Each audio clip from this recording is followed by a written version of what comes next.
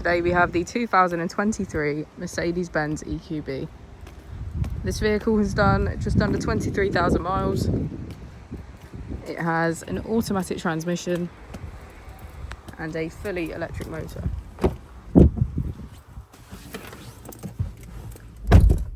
To the left of our steering wheel, we have voice control as a feature, as well as our keyless ignition. On the right, we have cruise control and our automatic headlights. Moving on to our screen, we can access our settings, Mercedes Me and apps, EQ, comfort and media, radio, navigation, and smartphone integration. If we put the vehicle into reverse, we can see that it comes with a parking camera with parking sensors. Just below our screen, we have our AC with heated seats on either side.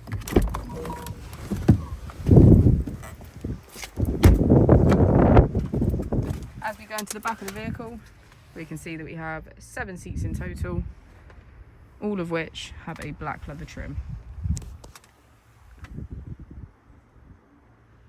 Get a good view of our panoramic roof.